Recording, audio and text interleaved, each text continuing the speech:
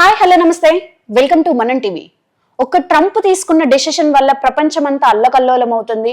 ఇప్పుడు ఎక్స్పెషల్లీ మనకి ఇండియాలో ఆంధ్ర చూసుకుంటే యాక్వా పరిశ్రమ కూడా చాలా పెద్ద ఎత్తున ప్రభావం అయితే చూపిస్తుంది. అయితే దీనిపైన మరిన్ని అప్డేట్స్ తెలుసుకుందాం. ఇప్పుడు మనతో ఉన్నారు సీనియర్ జర్నలిస్ట్ కట్టా కార్తిక్ గారు. నమస్తే సార్. నమస్తే సార్, మన ట్రంప్ తీసుకున్న డెసిషన్ వల్ల మనకి ఆంధ్రాలో యాక్వా పరిశ్రమ మీద కూడా పెద్ద ఎత్తున ఎఫెక్ట్ అయితే చూపిస్తుంది. అసలు ఈ డెసిషన్ మనం ఎలా యాక్సెప్ట్ చేయాలి? అంటే ప్రపంచ మార్కెట్లో జరుగుతున్న పరిణామాలని మీడియా సరిగా చెప్పలేకపోతుందేమో. మార్కెట్ ఎనలిస్టులుగా, బిజినెస్ ఎనలిస్టులుగా, ఎకనమిస్టులుగా చెప్పుకునే చాలామంది ప్రజలు తప్పుడు సమాచారం అందిస్తున్నారేమో అనేది నా అభిప్రాయం. ఎందుకంటే ప్రపంచ మార్కెట్లో నిన్న పెద్ద ఎత్తున స్టాక్ మార్కెట్ పడిపోయింది. అవును, ఒక భారతదేశంలోనే 15 లక్షల కోట్ల రూపాయల ఆవిరి జరిగిపోయింది. రైట్. అదానీ అంబానీ ఆస్తులు అంటే అలాంటి పెద్ద పెద్ద వాళ్ళ కార్పొరేట్ ఆస్తులు దాదాపు 85,000 కోట్ల రూపాయలు ఆవిరైపోయాయి. అలాంటి సామాన్యుల ఆస్తులు కూడా ఆవిరైపోయాయి. తర్వాత ఈవెన్ దో ట్రంప్కి సలహాలు ఇచ్చే ఎలన్ మస్క్ ఆస్తి కూడా కొంత ఆవిరైపోయింది ప్రపంచ మార్కెట్లో. కాబట్టి ఇక్కడ మనం అర్థం చేసుకోవాల్సింది, స్టాక్ మార్కెట్ పడిపోవటం అనేది కేవలం స్టాక్ మార్కెట్ అనేది సెంటిమెంట్ మీద ఆధారపడి ఉండే మార్కెట్. ఒక నిర్ణయం వల్ల పడవచ్చు, ఒక నిర్ణయం వల్ల లేవచ్చు. ఈ మార్కెట్ని ఆధారంగా ప్రభుత్వాల నిర్ణయాలు తీసుకోవాల్సి రావటం బాధాకరం. 90sలో ప్రపంచీకరణ అనేది ఒకటి వచ్చింది. ప్రపంచీకరణ ఫలితంగా ఏ దేశంలో వస్తువైనా ఇంకొక దేశంలో ఎగుమతులు చేసుకోవచ్చు. ఈ దిగుమతుల మీద తక్కువ సుంకాలు ఉండాలి, స్వేచ్ఛాయుత మార్కెట్ ఉండాలి. మళ్ళా దీన్ని ప్రపోజ్ చేసింది ఎవరు? ఇదే అమెరికా ప్రపంచం మీద ప్రపంచీకరణ రుద్దడం ఫలితంగా దేశాల మధ్య బాండింగ్ పెరిగిపోయింది, దేశాల మధ్య దూరం తగ్గిపోయింది. బాండింగ్ పెరిగిపోయింది, దూరం తగ్గిపోయింది. ఒక దేశంలో తయారయ్యే వస్తువు ఇంకో దేశంలో అమ్మకానికి రెడీ అయిపోయింది. ఆ దేశంలో దిగుమతి చేసుకునే క్రమంలో తక్కువ సుంకాలు ఉంటున్నాయి. ఇప్పుడు అమెరికా రియలైజ్ అయింది ఏంటంటే, నిజానికి అమెరికా మార్కెట్ అనేది ప్రపంచ మార్కెట్లో చాలా పెద్ద మార్కెట్. ఇప్పుడు అమెరికా బడ్జెట్ ఎంత అనుకున్నాం? Per year $30 trillion. America market విలువ $30 trillion. మొత్తం వరల్డ్ మార్కెట్ విలువ $100 trillion అయితే ఒక్క అమెరికాదే $30 trillion. అంటే 1/3 ఉంది. ఒక్క అమెరికానే 1/3 ఉంది.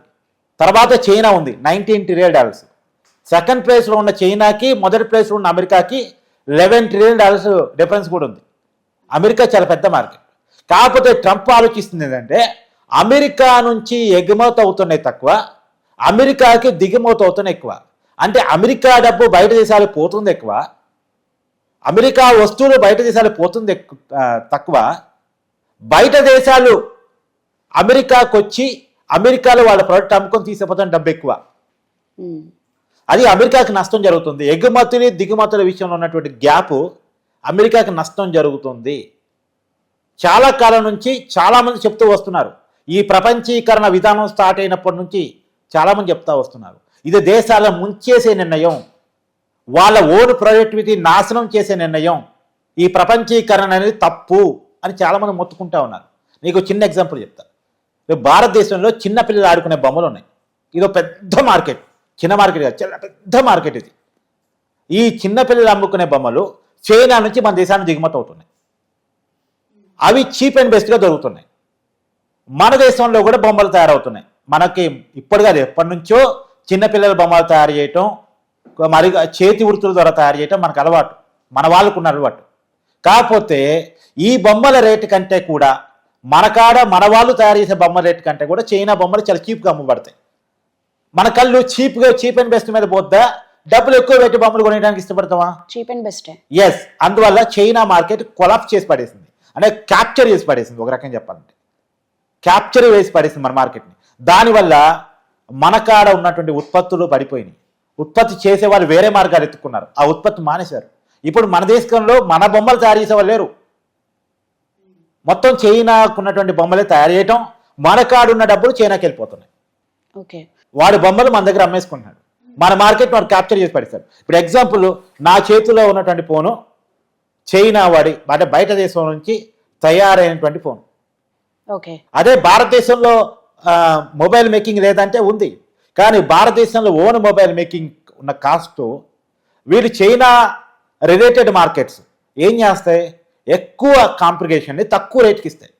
సహజంగా మన సగటు జీవి, వేతన జీవి, నెలవారీ జీతం మీద ఆధారపడే జీవి తక్కువ రేటుతో ఎక్కువ క్వాలిటీస్ ఉన్నటువంటి ఎక్కువ ఫీచర్స్ కరెక్ట్, ఎక్కువ ఫీచర్స్ ఉన్నటువంటి వాటిని ఇష్టపడతారు, అంటే కొనుక్కోవాలని చూస్తారు. కాబట్టి ఆటోమేటిక్గా మన డబ్బులు దాని మీద పెడతాం. ఆ డబ్బులు ఎక్కడికి పోతున్నాయి, వాళ్ళ దేశానికి వెళ్ళిపోతున్నాయి. ఇప్పుడు అమెరికా వాళ్ళు ఆలోచిస్తుంది ఏంటంటే, అమెరికాలో రేట్లు పెరిగే మాట వాస్తవం. ఖచ్చితంగా ట్రంప్ నిర్ణయాల ఫలితంగా ఫస్ట్ నష్టపోయేది ఎవరంటే అమెరికా ప్రజలే. ఆ ట్రంప్కి కూడా తెలుసు, తాత్కాలికంగా అమెరికా ప్రజలే.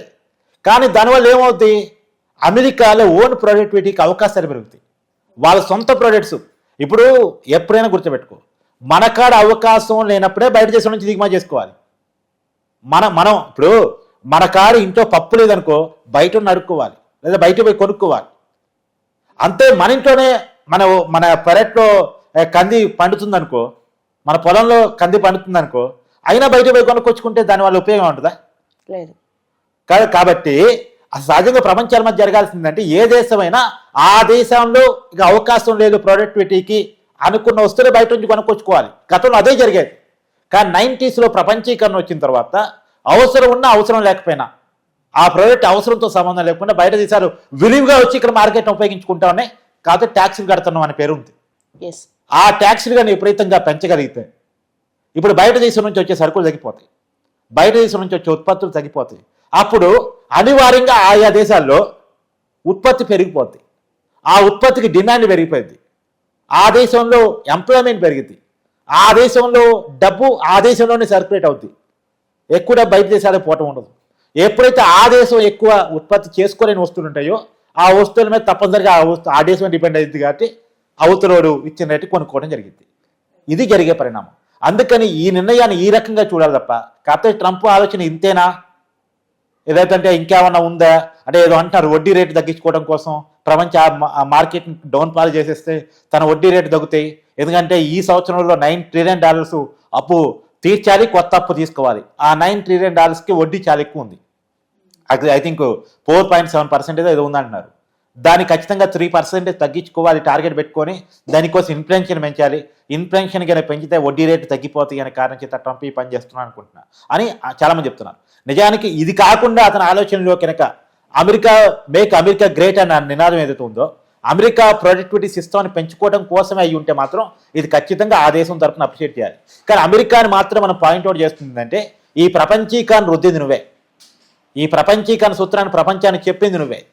ఇది కరెక్ట్ కాదు అని కమ్యూనిస్ట్ దేశాలు చెప్పినప్పటికీ కూడా, ఎర్ర జెండా ప్రపంచానికి చెప్పినప్పుడు కూడా, చైనా లాంటి దేశాలు ఈ సరళీకరణ, ప్రపంచీకరణ, ప్రైవేటీకరణ కరెక్ట్ కాదు అని చెప్పేసి తమ మార్కెట్ని తామే నిర్మించుకోవడం చేసినప్పుడు కూడా, బయట దేశాలని నాశనం చేయడం కోసం, నువ్వు బాగుపడటం కోసం ప్రపంచీకరణ ప్రపంచం మీద రుద్దింది అమెరికా.